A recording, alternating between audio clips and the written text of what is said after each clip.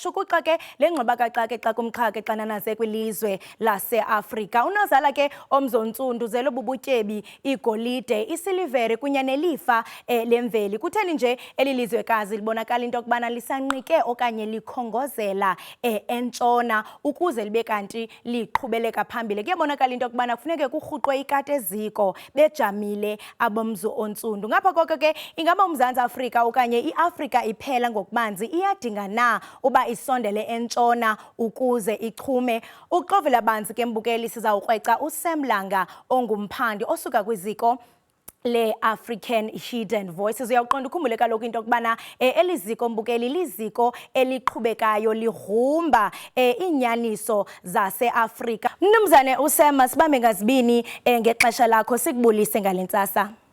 Masibulise Kholese, sibulise ababukeli ekhaya. Kuyabonakala into yokubana iinkomo zoba womkhulu ziyasuka phaa ebuhlanti. Ndiyafuna nje usichazisele into yokubana njengoko usuka kwiziko eligrumba iinyani zeAfrika, ingaba xa nijonge ubunkokheli balapha eAfrika, ingakumbi xa sijonga kosopolitiki, ungathi mhlawumbe limephi? Ingaba sikwingcanezelo ethile kodwa ethule ethe cwaka? Kholose, into yokuqala si-African Hidden Voices Institution eholwa iphinde yaqanjwa uDr. Uzilezwe Radebe.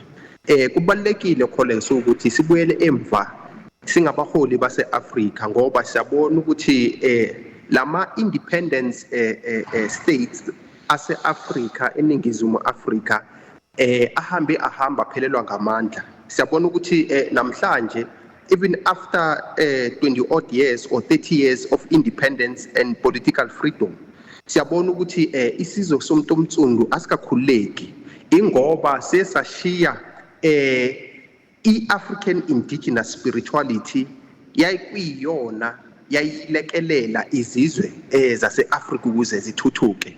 Siyabona ukuthi namhlanje i-countries zala e-Afrika zihlupheka kakhulu, zihluphekiswa ziyikweleti ezimazenza nezizwe zasentshona. Siyabona ukuthi namhlanje iSouth Africa it's under debt, and ukuze iservice lesi sikoloto sabo kumele bathengisile ngama raw materials ukuze baphinde bathole imali using i-exchange rates, meaning i-dollars, ukuze baservice leso sikoloto. Siyabona ukuthi the IMF kanye ne-World Bank njengoba bathi bona balekelela ama-country walapha e-Afrika ukuze athuthuke and alekelele mayelana nenhlupheko. Siyabona ukuthi no, lolu sizo kahle kahle lenza lezizwe zase-Afrika zidepende kwintshona. So thina sithi esi-African Hidden Voices njengoba siphenya ngamaqiniso ase-Afrika, sithi abaholi base-Afrika mababuyele empandeni zabo ukuze babe namandla ukuthi bazimele baphinde balekelele izizwe zase-Afrika ziphume enhluphekweni. Uthetha apha into yokubana iAfrika yabonakala into yokuba isantyumpantyumpeka kumatyala asentshona. Xa sizawuthelekisa sijonge umongameli waseBurkina Faso, umongameli Ibrahim Traore, yena uyakwazile into yokubana azikhuphe kula matyala, abhatale nezikweletu, kwaba neziseko aziqalayo uqinisekisa into yokubana ilizwe lakhe limagungqu. Ingaba mhlawumbe kuyothetha ntoni iinkokheli zalapha eAfrika, kuquka ke nenkokheli yalapha ekhaya engathi mhlawumbe ifune ukurhoxisa izimelegeqe? Ingaba yinto esingayibona isenzeka le? Wena Kholose, kubalulekile ukuthi sithathe udaba lwaseBurkina Faso as i-case study yethu thina singama-Afrika, ngoba siyabona ukuthi behind uTraore bakhona abaholi bendabuko kahle kahle imboni sithi thina ngama-spiritual guiders abamlekelelayo ukuze akhona ukuphatha lesi sizwe ngenhlonipho nangamandla womuntu omnyama. Siyabona ukuthi uTraore waphunyuka kwinqambuzelo zabantu baphesheya ebona kahle kahle ukuthi lo sizo abathi baza nalo ilo sizo oliqekela phansi ubuthina singama-Afrika. So kumele abaholi base-Afrika bathathe i-guidance from i-case study yaseBurkina Faso ukuze bathuthukise isizwe somuntu omtsundu, ngoba siyabona kahle kahle ukuthi all these western systems kahle kahle asizanga la ngokuhle kodwa zize la ukuzothatha. So uTraore wakhatha zonke ialliances ne-affiliations zase-West zase-France ukuze aqale phansi ngokusebenzisa iy'thelo, ukusebenzisa ii-minerals ukuthuthukisa abantu bakhe. Siyabona ukuthi ubuholi bakhe kahle kahle buyasikhumbuza ukuthi i-Afrika ingaphinde izimele as long as ibuyela kwimpande zayo. Yeah, and siyaqonda into yokubana kule nto ithethayo mvanje kuye kwadaleka isankxwe apha eMzantsi Afrika apho sibona umongameli weli entingela pha e-US ekuyokuhlanganiselana kunye naye umongameli uDonald Trump. Enye into ethe yabe kanti yaqhamuka phana xa ebuza into yokubana kubuza intatheli into bangaba yintoni angabe mhlambe uyayenza uqinisekisa into yokubana le ndaba ye-genocide athetha ngayo uyakhonviseka into yokubana ayenzeke apha eMzantsi Afrika. Waphendule sithi it would take this gentlemen ezilapha gentlemen xa sithi siyazijonga ngabantu abalibala elimhlophe into ke enkrwempisa inhloko kubemi boMzantsi Afrika xa sijonga olutyelelo noludliwano ndlebe lithe laqhubeka pha eWhite House ungathi mhlawumbe likhila omphi umfanekiso ngeSouth Africa nangeAfrika iphela ekukhongozeleni mhlawumbe kwizinto zasentshona okanye kwezinye inkokheli zasentshona. Kholesi eqinisweni masibheka lenhlangano kamongameli wethu kanye lapha eWhite House siyabona ukuthi siyakhunjuzwa la ukuthi umuntu omnyama akakaphathi and akakaholi ngesimo sokuthi akadingi umlungu ukuze athuthuke ukuze ahole isizwe sakhe.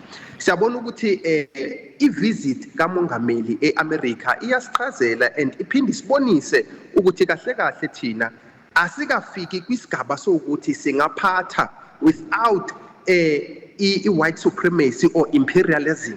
Sisancika phezu kwalabo bantu baphesheya ukuze silekelele izizwe zethu. Lokho iyasichazela ukuthi kahle kahle lo mbono umbono omubi kisizwe sethu and siyabona nokuthi wahamba nabaphathi bomnotho bala eSouth Africa masibheka umbala singajaji ngombalo or sikhipha the race card but siyabonakaliswa kahle kahle ukuthi abantu abaphethe behind the politicians ngabantu bezimali abathuthukile ibona aba-advisor abantu ukuthi aba-advisor labaholi ukuthi barane i-country kanjani. So kukhulu okubalekile ukuthi sifunde thina singabantu abamnyama ukuzimela and sibuyele back to amandla wethu eswaziyo thina ukuthi afika ngesimo sikamoya. And once sibuyela kwingqambuzelo zethu siyazi ukuthi konke kuzawulunga and yonke into izawuhamba ngohlelo. So lento esibona eBurkina Faso into ekumele thina siyibhekile ngeliso linye si-unite as African leaders ukuze sikhona ukunqoba zonke inkinga zalapha eAfrika. Ingakho sithi African problems for African solutions noma African solutions for African problems.